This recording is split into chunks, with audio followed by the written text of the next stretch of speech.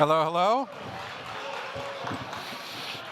I need to raise this mic really high so that everyone else will feel less important than me. Welcome, welcome, welcome. This is a production of Looker Data Sciences, where I work, which is a fantastic place to work. This is the last plug I'm going to give. But, you know, we tricked them into making the payments for this, and let's all just enjoy the heck out of it. And if you see someone from Looker, just tell them how awesome they are. All right, my name is Michael Toy. My pronouns are he, him, and his. I was employee number at a little company called Netscape, and we made a lot of stuff, mostly mistakes, and we're going to be talking about all of them here tonight. I promise I know how to use this. Since my days at Netscape, I have become a poet, but not the boring kind of poet who rhymes things. But in particular, a poet who tries to capture the essence of what it is to work in the Silicon Valley, and so I would like to read to you one, and they can't stop me because I'm the MC and can do whatever the heck I want. This one's called There Will Always Be Someone. And this one absolutely is based on my Netscape days. There will always be someone who thinks things are going too fast and believes that more attention to process is the only way to win. There will always be someone who thinks things are going too slow and thinks that this increased procedural precision is killing us. There will always be someone demanding to know who's in charge, with the certainty that if only the chain of command were clear, things would finally get done. There will always be someone who wishes that everyone would just get the fuck out of the way and let goodness emerge and grow naturally. There will always be someone describing the lack of regular scheduled communication and the ensuing chaos as the root of all evil. There will always be someone who starts to mime ritual suicide at the suggestion of yet another meeting just to make sure we're all on the same page. For each person who believes in small incremental change, there exists a Newtonian equal and opposite force demanding that anything less than revolution is a waste of time. I work with and love all of these crazy people, these dreamers who know deep, deep, deep in their bones that they are right and that I am wrong. There will always be great stuff happening when we have these very arguments, because amazing things happen when you're laughing. And when someone is really pissed off, they can be really hilariously funny.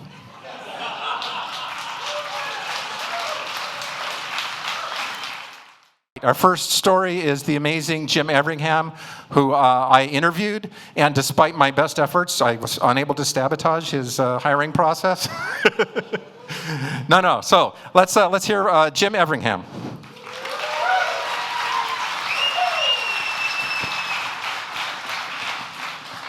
I got that, Jim. Is that Wait, good? hold on. You have to get it for my height, Michael.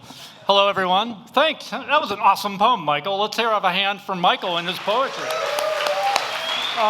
First off, I'm really honored to be here, and Michael did almost try to get rid of me during the interview process. When I first started at Netscape, he was on my interview loop, and he gave me feedback right at the end of talking to me, and he was like, well, I don't know if you're any good or not, but maybe you are, maybe you aren't.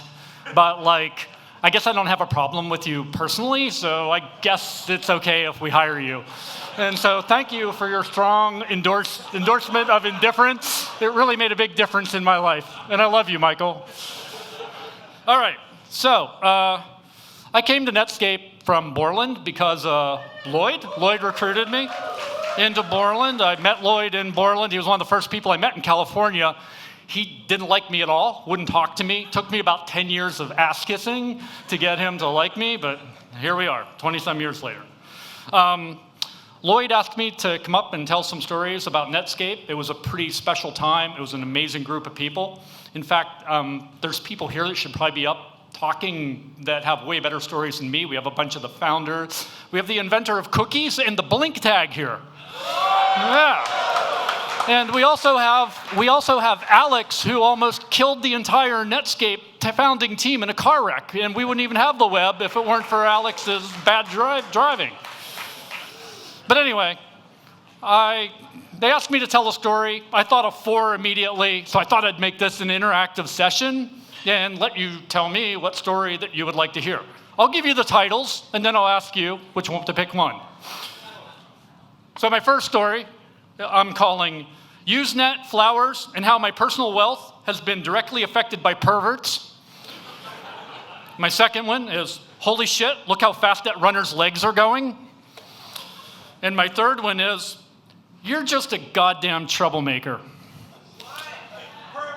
And the fourth one, fuck you, you just took away our art collection. So, I'm guessing you all want to hear about Usenet and perverts? All right.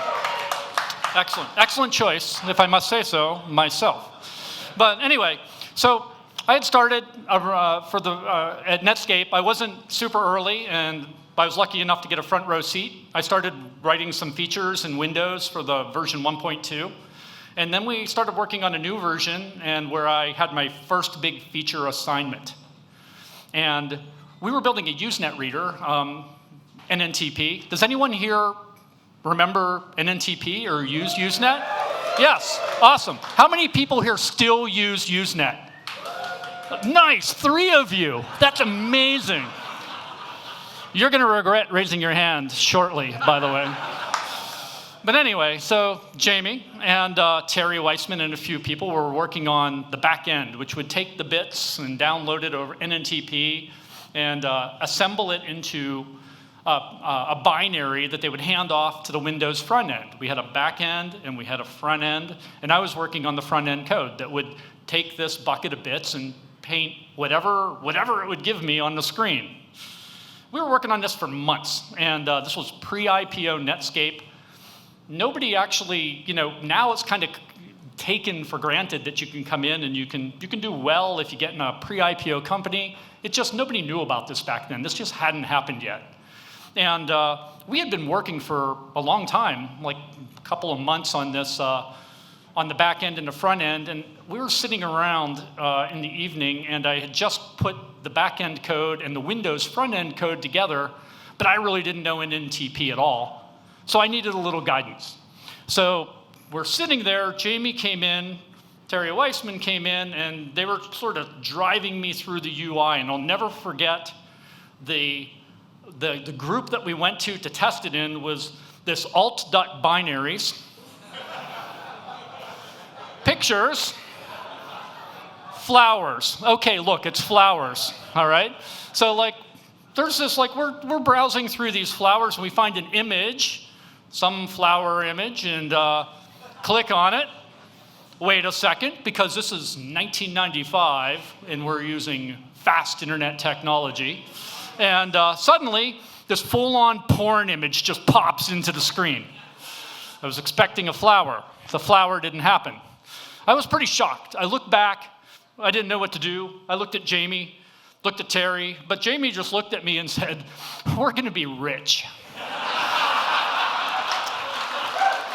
And I didn't have the foresight, I didn't have the vision. I went there because literally I wanted to get out of Microsoft's way. I came from Borland and they were beating us up.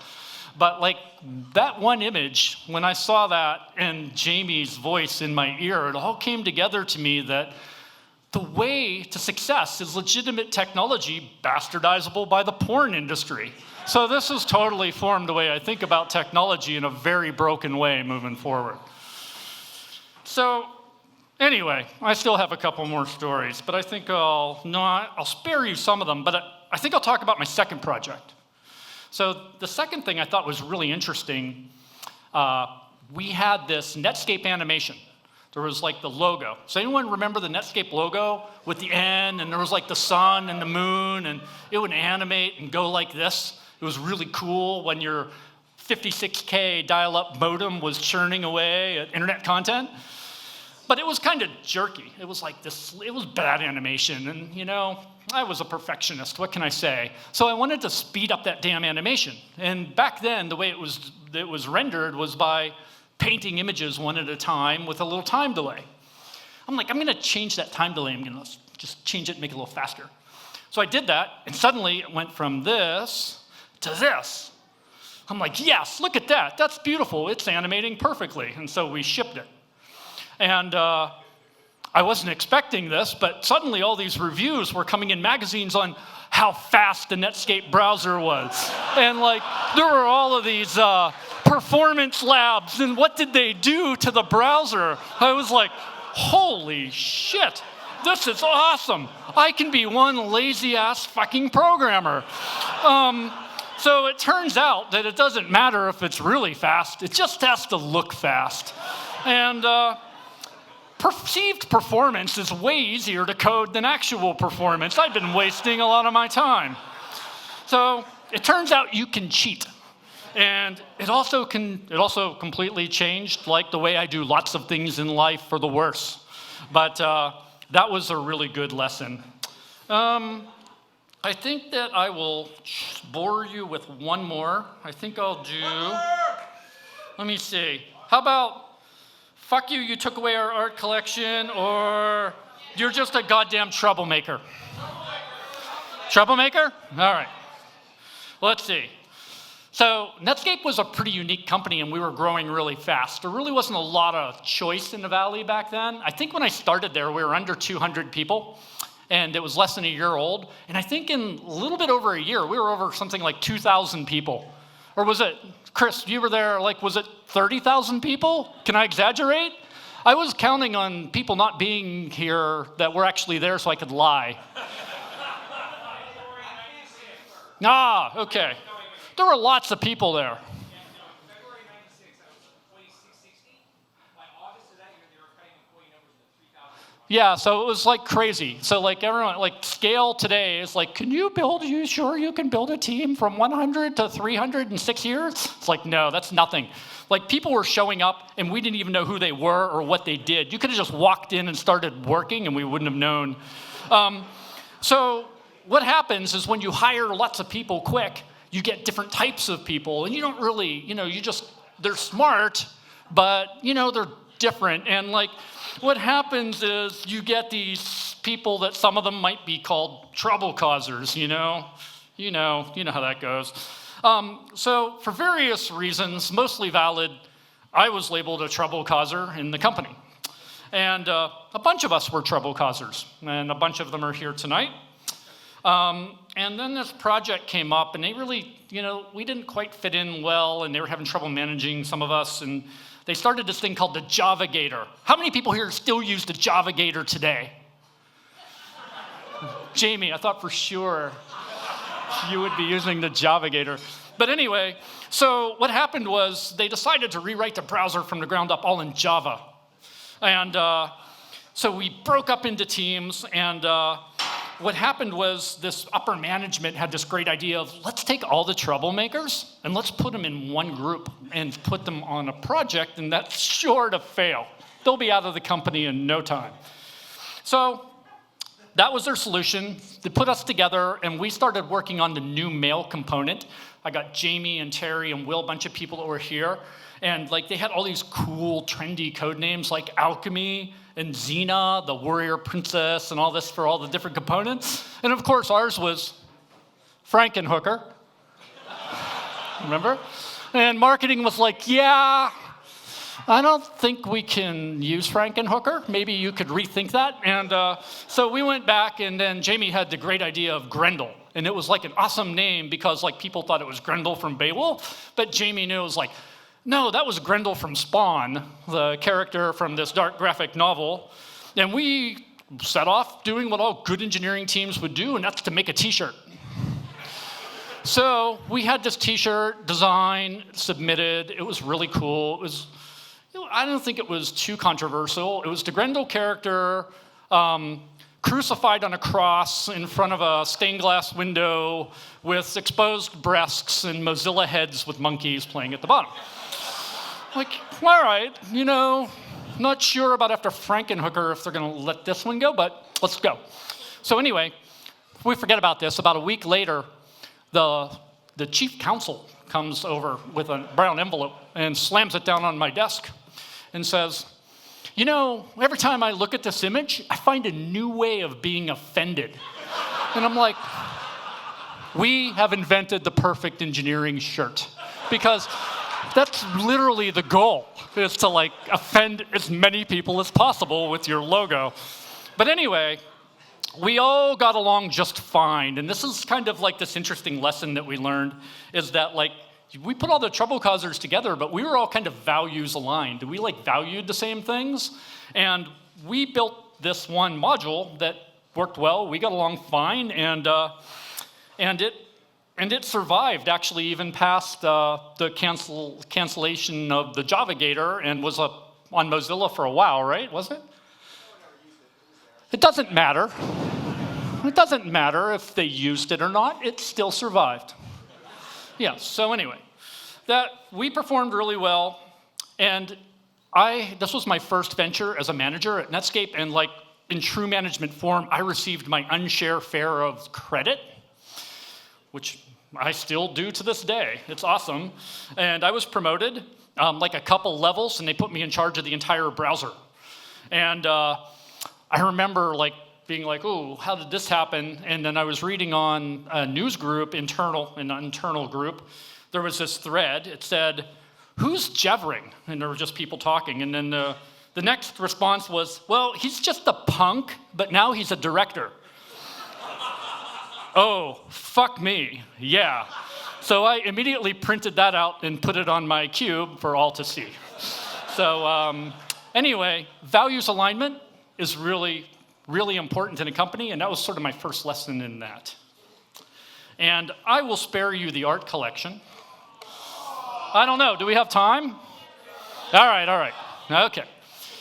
All right, fuck you, you just took away our art collection. Okay, so here's the thing. Netscape, I'm not sure if you know, but it was a challenged company at one point.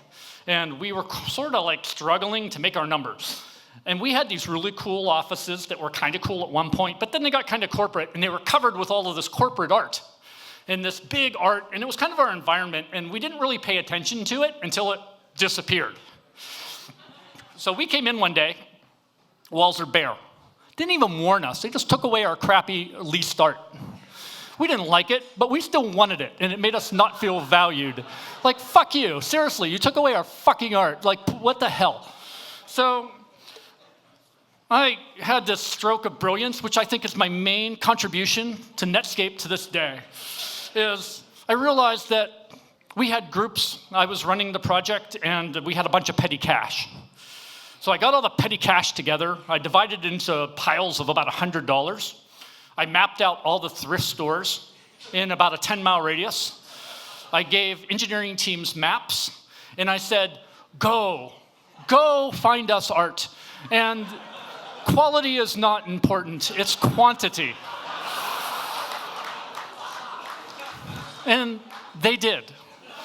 We had the most amazing things. We had yarn art. We had paint by numbers. We had velvet paintings like you would see in a Nevada brothel. Not that I've been there, just friends. Friends told me about them. Don't worry, I won't out you. And watercolors. And anyway, we hung them all over the Netscape engineering floor. And upper management took issue with this. They didn't like our replacement of the art. They obviously didn't appreciate fine art. So they demanded that we take it down. But we were raising the pirate flag, and there's no fucking way we're gonna take down our art. After they took away our art, we're gonna keep our new art. And we were rebellious. And we said, well, you know what might make them like our art a little bit better is the problem is they don't appreciate it because it's not labeled. Like fine art galleries, they sell the art. So we labeled it all, and we came up with names. We had Van Gogh, the yarn period. That was like $75,000, but nobody would ever buy it. And it grew over time. And then suddenly, one of the upper management was bringing a group of clients through, and they were just thrilled with it. And the management that was persecuting us for doing this crazy thing soon was giving tours of the wacky Netscape engineers and their art collection, which made us not like it as much. But, you know, we tried to take it one step further, but I got shut down in the middle. There was this individual named Barry Schuller who was in charge of AOL after we got acquired. and he was going to move into our engineering floor, and he was not an engineer. Conveniently, his initials were BS, and I decided, great leaders commission works of art. So I bought a lot of art supplies, I set it up in the common area, and I challenged teams to create custom welcome BS signs to the floor. And painting started, but it never finished. HR came in and put a stop to it. I would have liked to have seen that project through, but I was unable to. But anyway, it's still one of my fond memories, and I thought it was interesting that all the least crappy art doesn't build culture, but if you give the team the tools and just let them go and be themselves, you can create a pretty special environment. And it was a pretty cool time.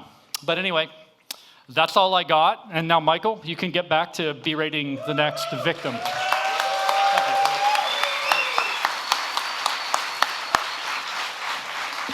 Oh my gosh. This should have just been an evening with Jim Everingham. Another round for Jim. Many people know me and came up and said hi to me, and I was like, I'm going to tell this story. One time, I'm in Safeway. This is after I've left Netscape. And this woman comes up to me and says, hey, Michael, how's it going? And I'm going, okay, I know you. Finish the whole conversation. She leaves. And then I go, oh my gosh, that's Debbie Meredith. She was my boss for like a year and a half. So you all have permission to forget each other's names and ask each other's names and remember each other's names. We're not perfect, but it's still good to see you, even if I don't remember you. But here's somebody that I absolutely do remember. This is someone who I learned a tremendous amount because I watched her not only rescue Netscape from a particular hell that we had gotten ourselves into, but then build an incredibly powerful team capable of rescuing even more people. And just really excited to hear the stories of the amazing Tara Hernandez. And you know that horrible moment when someone's wearing the same clothes you are?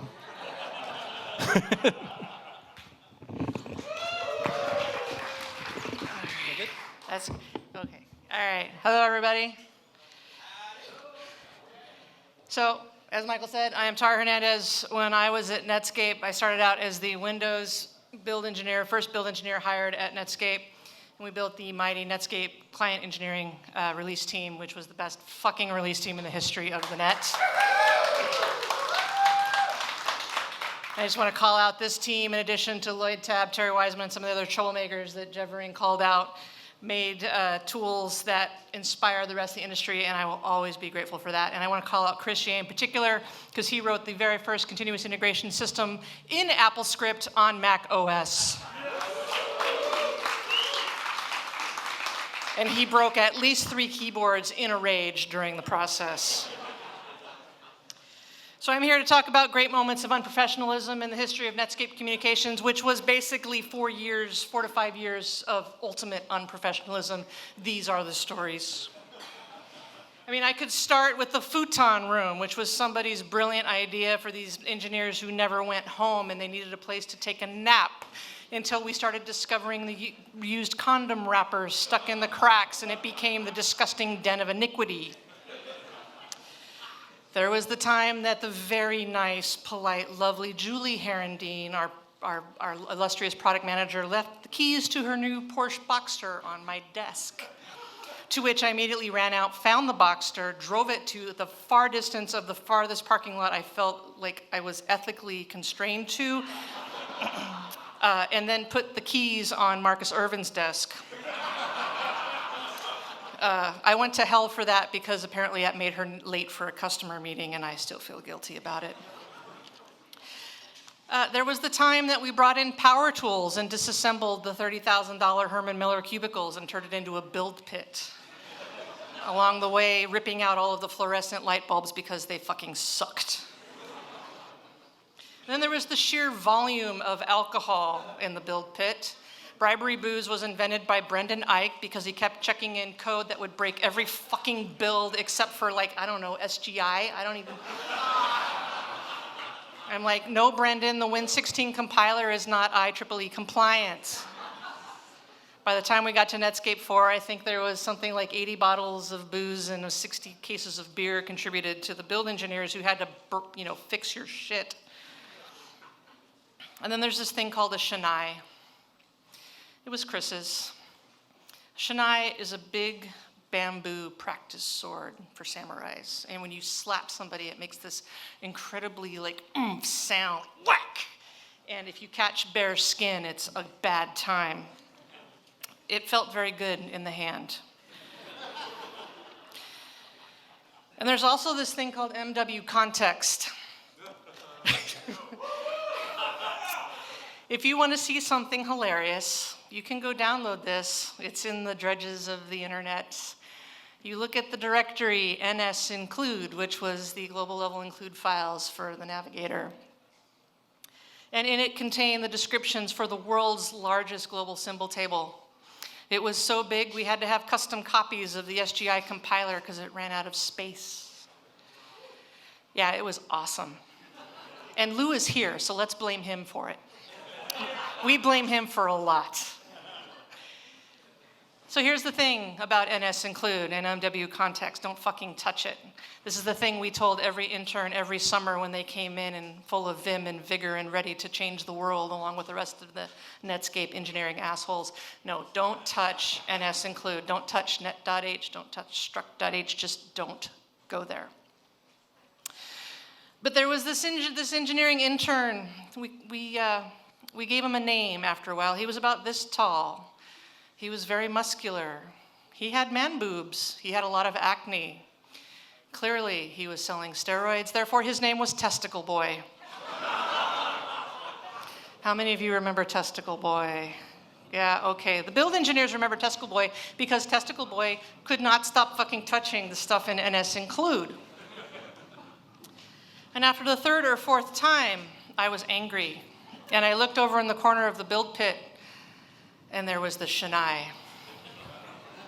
And those of you who watched this documentary called Code Rush know that when you saw me, I usually had a weapon in hand.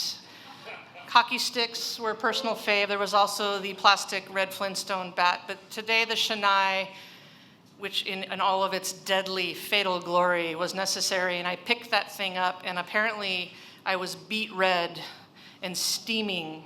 And another person who worked at Netscape, recent acquisition, she said the first time she ever saw me was she saw me stalking down the corridor between cubicles with about 30 people following me at a safe distance, holding the shanai. And I storm into Testicle Boy's cube, and I said, "What did you check in just now?"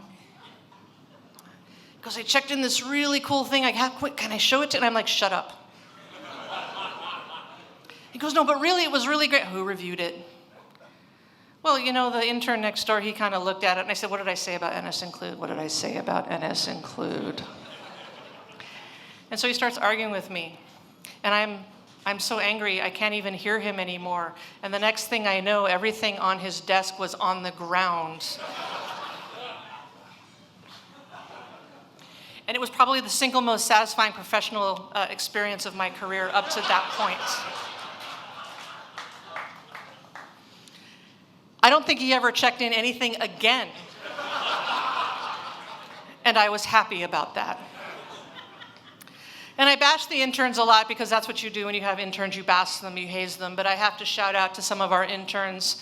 We have interns that have gone on to be professors at Rice and give evidence before Congress about voting security, even though he wore really stupid sandals and a weird keyboard.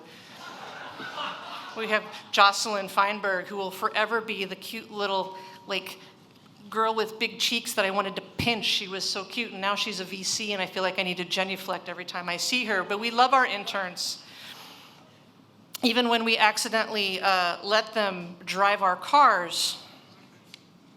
That intern is here tonight. He was 18 when he sent me an email saying, "Hey, I'm from Fort Collins, I hate it, can I have an internship?" And I said, "Sure," because as Jevering mentioned, we were basically pulling people off the street.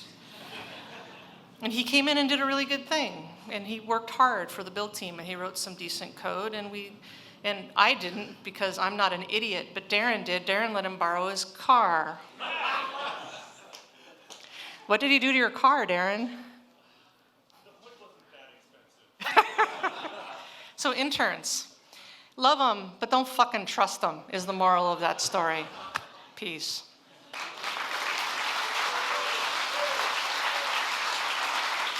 Next is a person who definitely had that, why is this person here? I don't recognize this person, I know what he was doing, sort of experience, but he just showed up one day and then he was hanging around Netscape. And over the years, I kind of feel like nobody learned anything from Netscape except maybe Lloyd. Like he has become so wise in the years since Netscape that I just have no idea how it happened, but it's really good. I look to him for wisdom now, and I hope you will enjoy the story. Lloyd Tabb.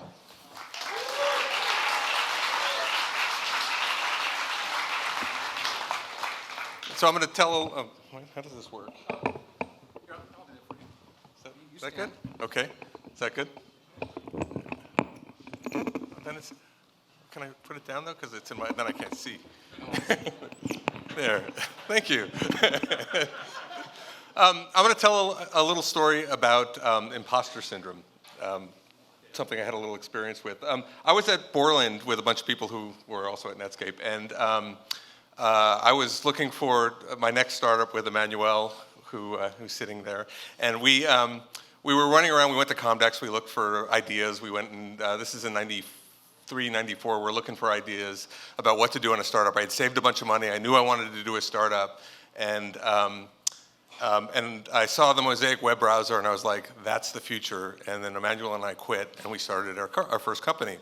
And what we were doing was we were gluing I was a languages guy at Borland and a database guy at Borland, and we were gluing a language, a programming language, a database, and a web server together so we could build internet applications. And Rick Schell used to be a languages VP over at Netscape at Borland, and he went over to Netscape, and we were toiling along trying to figure out how to build this thing, and we had got it designed, and we were starting to code, and Rick said, "Hey, why don't you," and there were four of us, "why don't you all join Netscape and do that here?" And so we said, "Okay, well that's great." So we were in Santa Cruz. We were working at the end of Ocean Street, for all those of you who know Santa Cruz, and we had to stay where we were. We were building this thing, and I at the time all development tools had visual components. So if you thought about it back in the day, there was Visual Basic. It had a visual designer to build visual programming, and Visual C++ had visual components, and DBase had visual components. And so we knew that in order for this web development environment to succeed, we needed visual components. Like it was sure that it had to have a visual builder, otherwise it was going to fail, because nobody would just program, right? Well, anyway, so we're cranking. So we joined Netscape. We're cranking along, and I'm starting to build this new language, and I'm trying to hire someone to go do the visual builder. And I called Jim, who was up here first on stage, and I said, "Jim, you got to come to Netscape. It's the real deal. This is a great company. I need someone to help me build the visual builder for this thing that we're building." And so Jim says, "Sure, I'll come." And he comes in, and he goes, "Okay, so he's got to go interview." So he goes and interviews with the browser team, and he comes back to him and he says, "Lloyd, I got some good news for you, and I got some bad news for you." And he says, "The good news is I'm coming to Netscape, and the bad news is I'm not building your visual builder."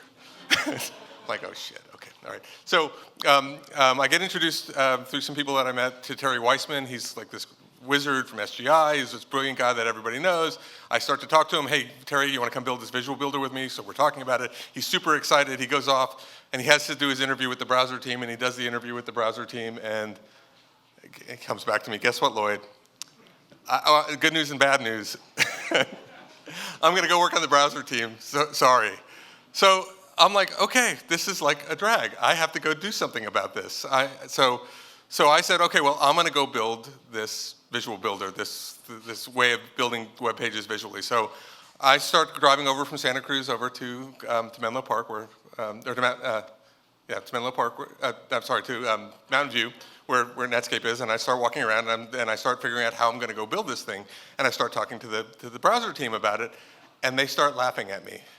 You're going to do what? You're going to take the browser and you're going to turn it into a visual builder? Well, okay, well, we're going to start with an editor. We're going to turn it into an HTML editor. You're going to turn our browser code into an HTML. Have you seen our code? So I go, okay. So I start talking to people, and the first impression is also, it's like, who are you, and how did you get here? I don't remember interviewing you. Did anybody interview you? So here I am walking around talking to people these people have no idea how I got into the building. And I'm telling them that I'm going to be doing something ludicrous. And I'm sitting down at lunch one day with Jamie, and Jamie would often say that that Netscape was doomed. Like this was but it was pretty obvious early that Microsoft was going to come after us, and that Netscape was going to be in real trouble from that. But Jamie turns to me one day and he says, "Look, Netscape is doomed, but Lloyd, you are most doomed." Like, we're doomed, but you are way more doomed. So it's like, oh shit, like, how am I going to do this? So I started interviewing. And then the other thing that they say to me is, listen, you can go try to do this, but if you fuck up the release, that's it. You're in deep trouble. So don't screw up the release. So it's like, oh shit. So I added 6 if-defs to the code base. And I talked to Eric Bina, who was the layout guy, about how to do reflow and figure out some ideas.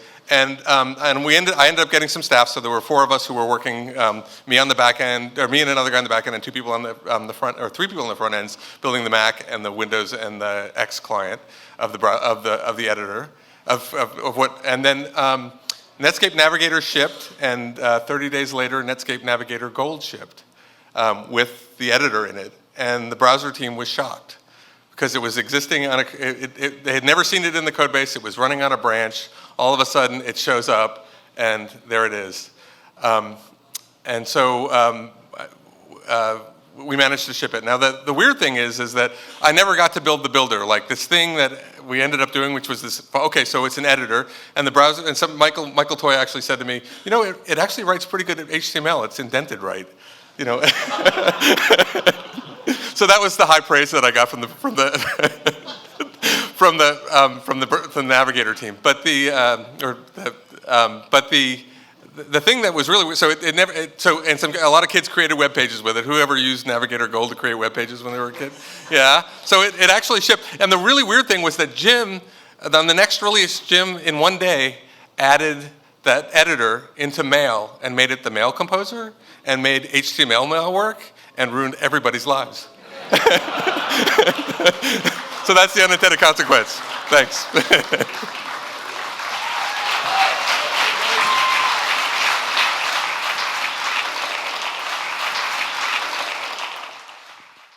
I heard that Jim Clark was leaving.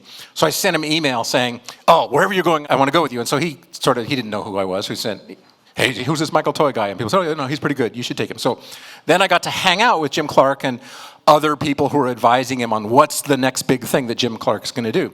And I have stacks of these business plans in my files. I found them earlier this year when I was cleaning out my things. And it's like the Nintendo online service and all kinds of crazy things. And then one day he meets Mark Andreessen, and they decide that the next big thing is the internet.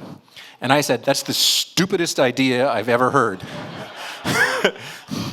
Because at that time, the internet, nobody had modems. Like 3 people in the universe had modems. People in companies and people in universities had internet.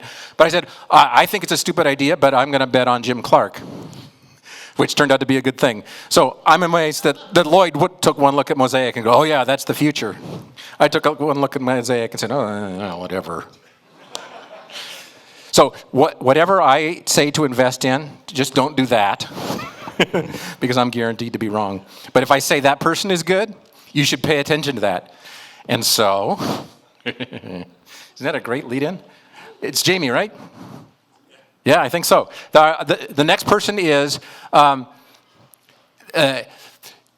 there's this image of sort of this rock star programmer that that is sort of iconic in the world. And the person who is most like that in my experience is Jamie Zawinski, who was way famous before he came to Netscape. And everything he did at Netscape verified every story that I ever heard about him, both positive and negative. He's an amazing guy. And you're in his house, which is super awesome. And I'd just like you to welcome Jamie Zawinski.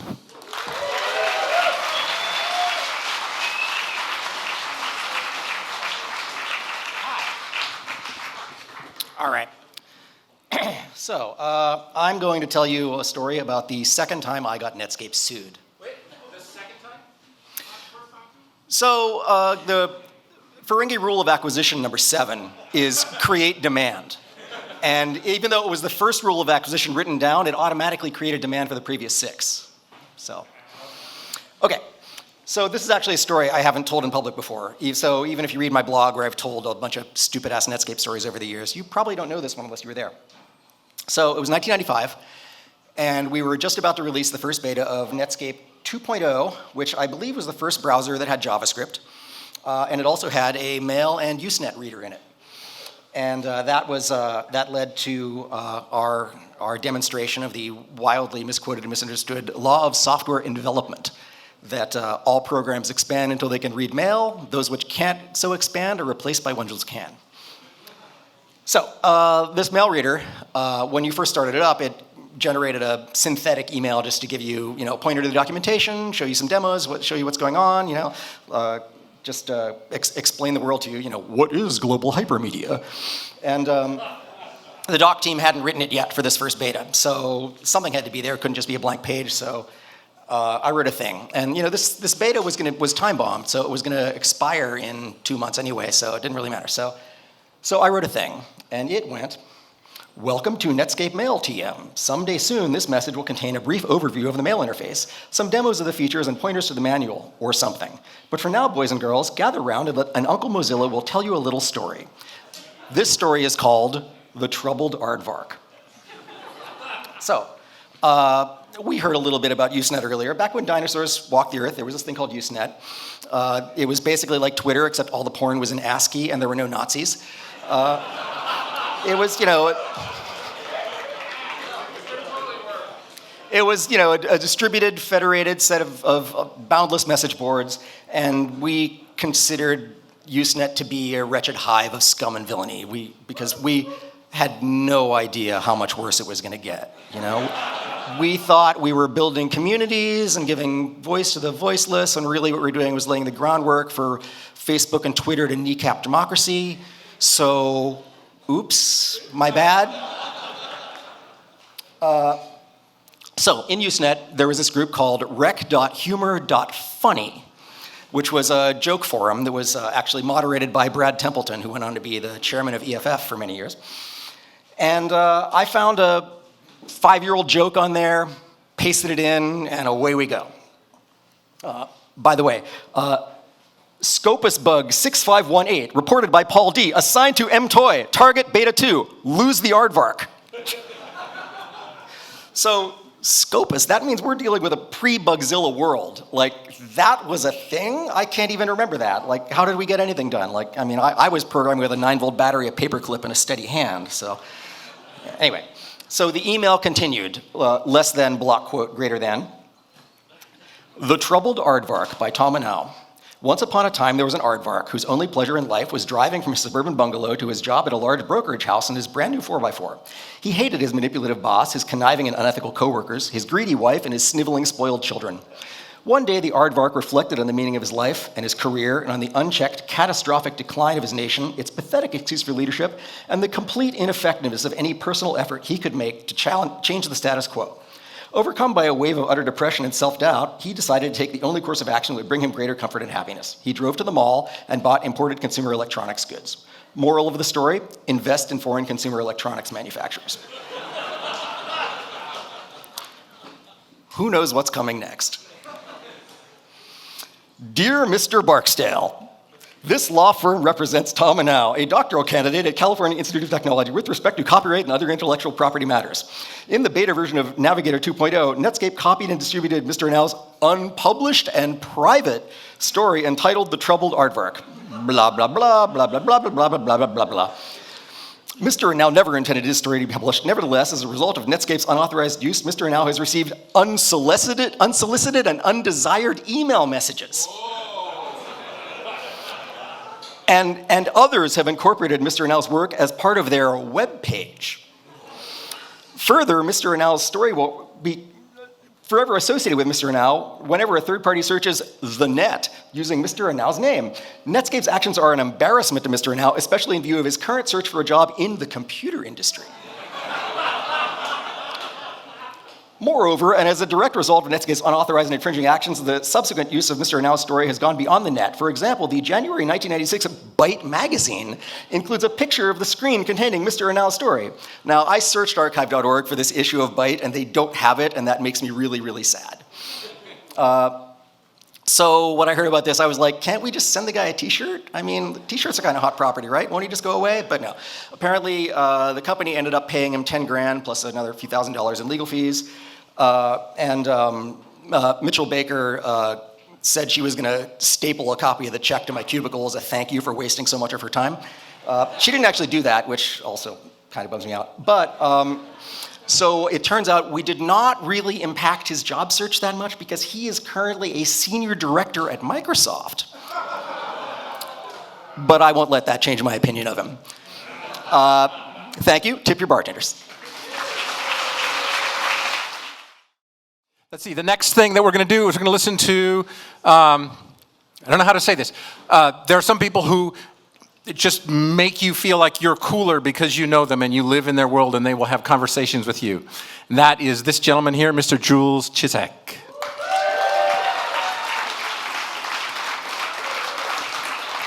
He's so cool, he's doing the big saunter, like, oh yeah, you guys have nothing better to do than watch me walk up here.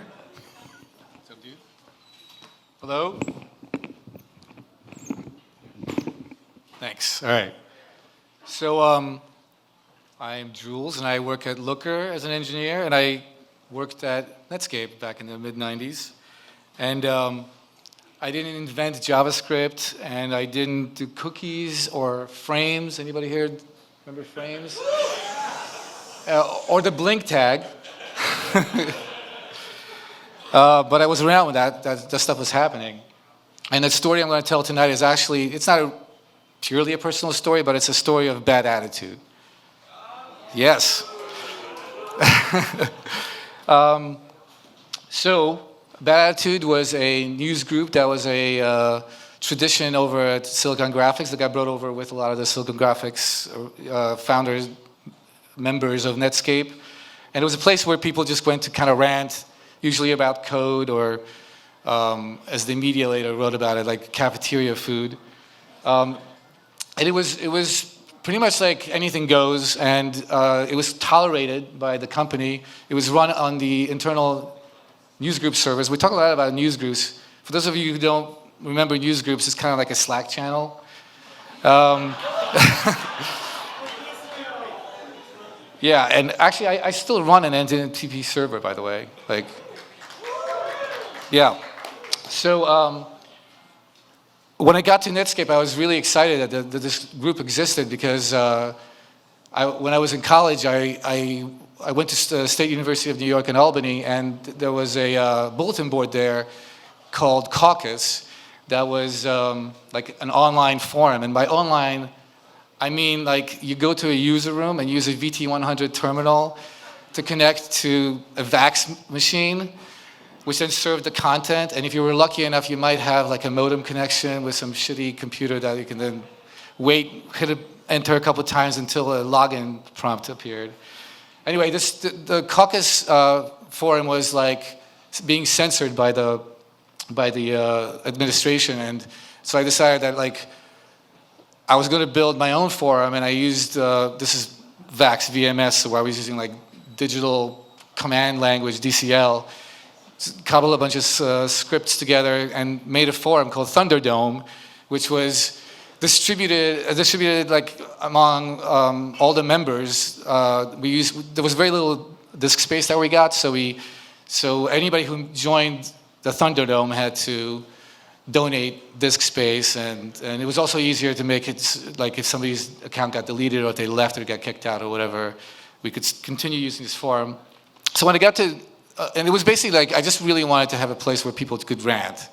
So when I got to Netscape and I found that this already existed, I was like, yes, this is my home. And the history of really bad attitude is interesting. A lot of you, of course, know this, but some of you might not know this. Like, it was tolerated, but I think that there was a point at which the executive team and the human resources team started to pay a little bit too much attention to it, and they were saying publicly that they were measuring the pulse of the morale of the company by it, but the rest of us were getting a little worried that like they're really paying way too much attention to it. So Jamie Zawinski actually started a new group called Really Bad Attitude, and it was a mailing list that in order to get on there, you had to pass a test, and the test was to basically, I don't remember the exact wording, but you had to flame so hard that bile was coming out of your eyeballs, I believe. Is that right? Yes, all right. And this was the place, so at that point, Bad Attitude became a place where we just bitched about the world, coding, deadlines, and Real Bad Attitude is where we really bitched about Netscape. And I work at Looker now, so I grabbed some Mbox files that had all of the messages in Mbox format, and I parsed it and shoved it into a database and started slicing and dicing it, and I wanted to tell you about some of the things I found in there. So, and the other thing was that reading through those messages, I was so excited to read these archives, but almost immediately, as soon as I started reading it, I started feeling I started to cringe. We were really, really fucking rude. And we really like, we called out people by name, and the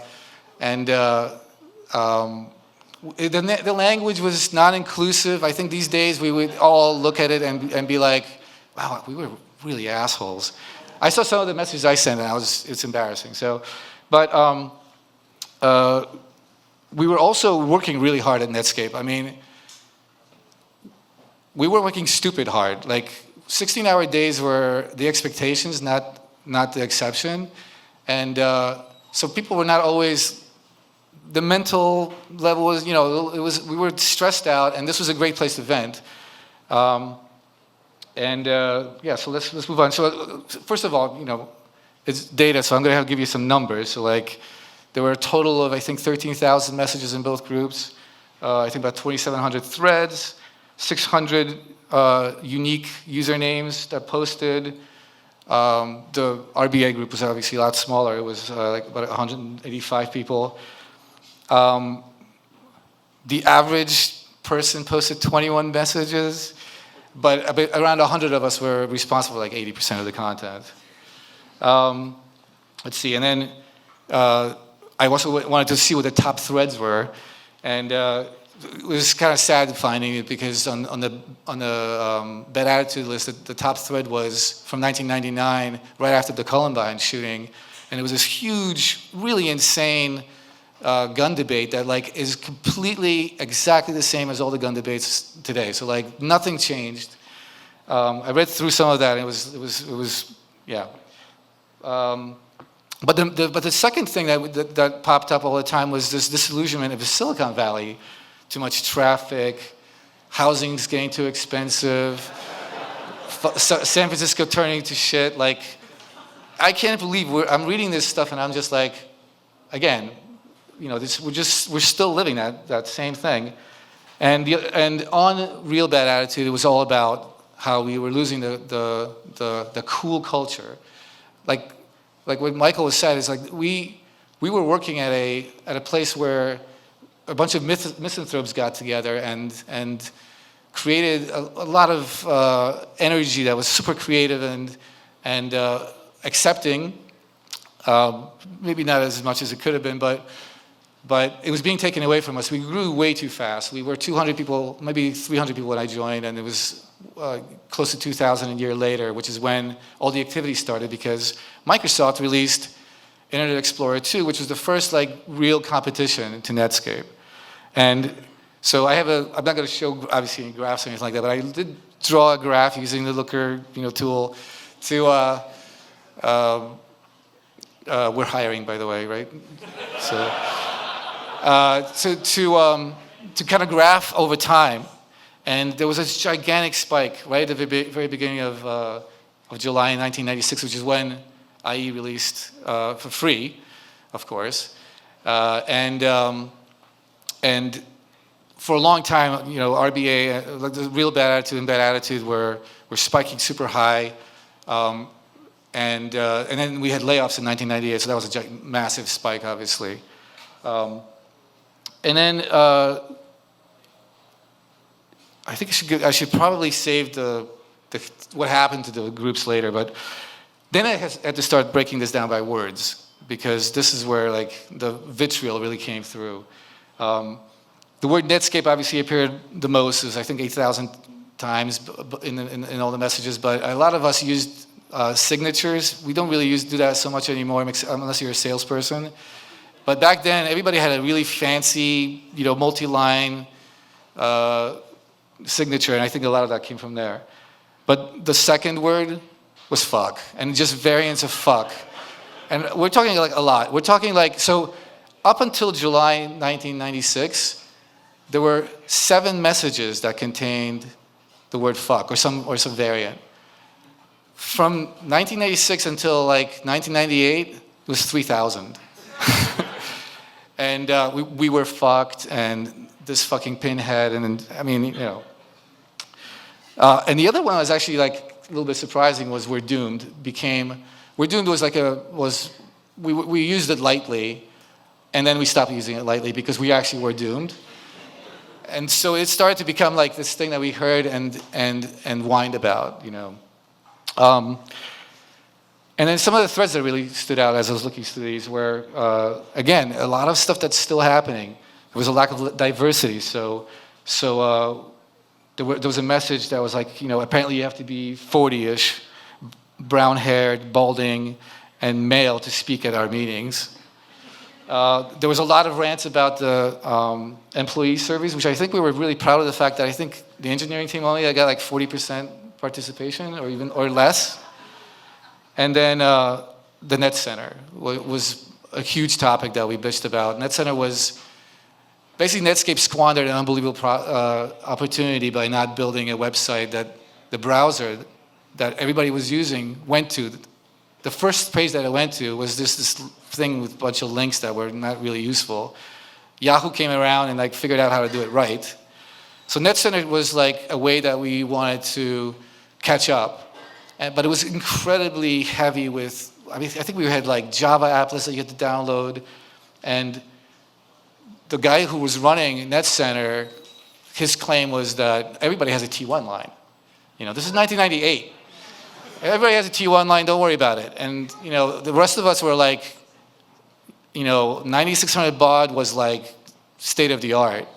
And some people had ISDN, And finally, this was my favorite find in there, was a conversation that started in Real Bad Attitude, and it was, I forget who the engineer was, but he was saying, Netscape really needs to get off this love affair with Windows. What we need to do is we need to start supporting Linux more, and especially on the server side, because Linux is going to totally surpass NT. And what followed was hilarious. People were like, are you stoned? Don't do crack before you come to work. Linux is never going to surpass NT. Microsoft has all the money. There's no way that they're going to be able to unseat. This was 1997. All right, let's see what else I got. Oh yeah, and I got to talk about the last message.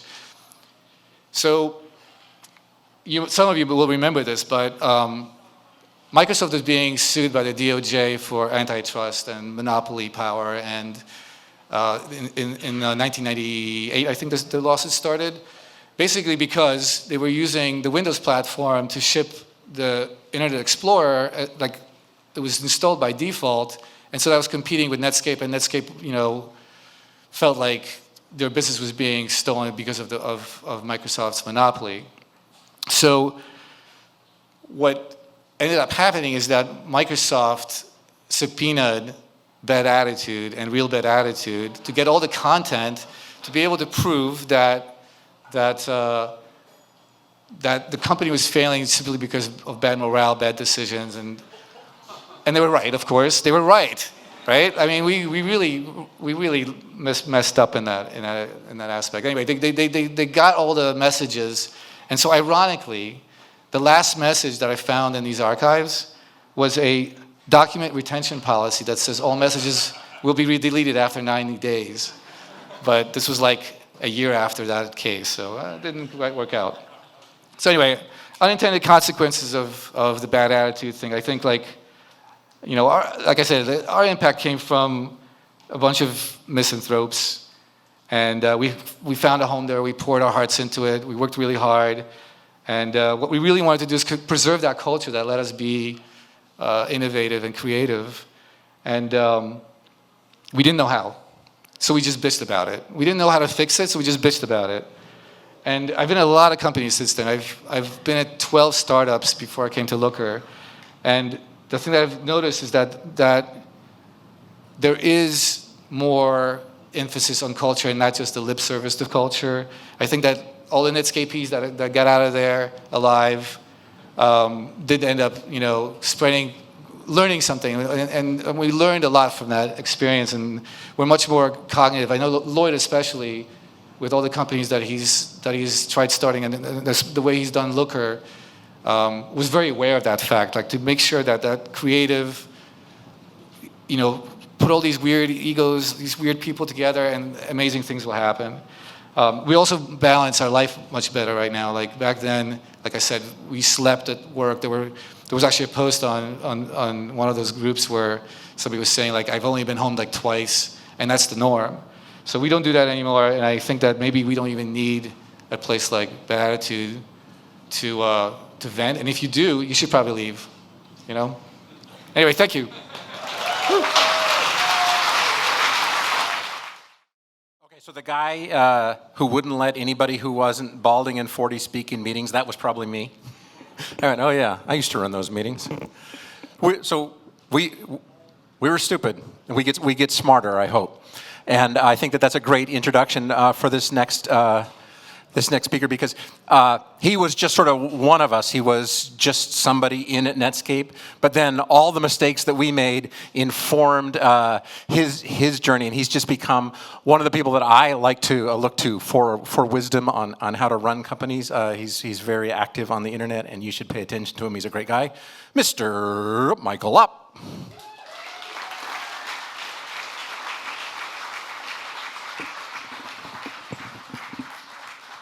I'm going to put it really down low so that he seems less important than me. Just down here, yeah. Hi, Michael. Right about there. Hi, friends. How's it going tonight? We're going a little long, so I'm going to go a little short. There is no more least deserving person to be standing up here than me. I look around the room and I see people that should be standing up here telling us about where cookies came from, or any number of stories. The reason that I'm standing up here is probably things that I've done since then. I'm currently the VP of Engineering at Slack. I've done some other things, blah, blah, blah. Probably the most important thing that I did is a hockey jersey, which is right over there. Tara's demonstrating there. And we have this one as well.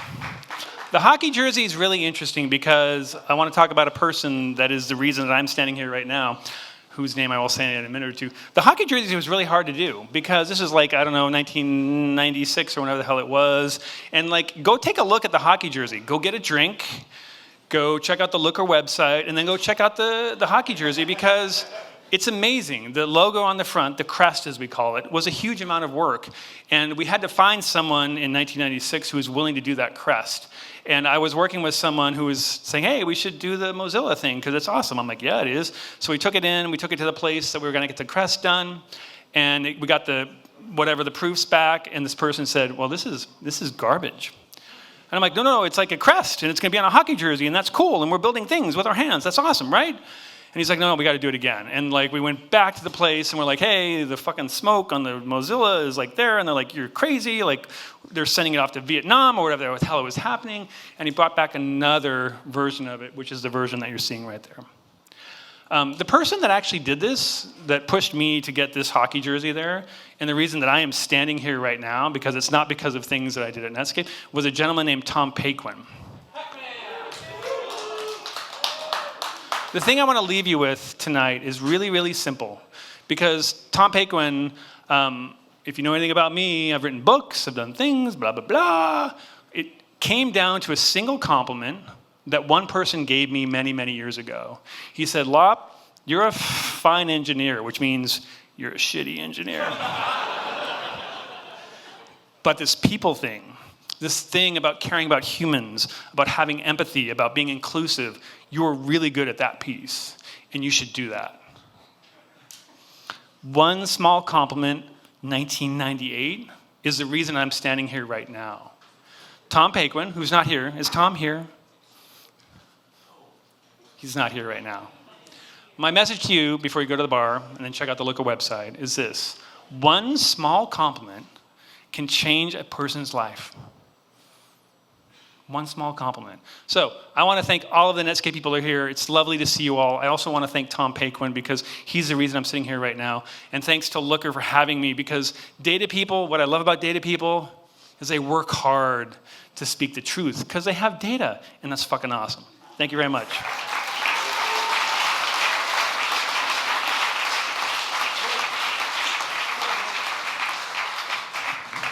So we're just about done. I just want to share just a little bit about the brilliance of Lloyd. Looker's his company, and that means he gets to do stuff with money that other people don't. It's like, oh yeah, well, I'm supposed to do something with recruiting. That sounds boring. Wait, I have a great idea. I can make them spend money on something I actually want to do. So let's all thank Lloyd for making this, because it was a super awesome time.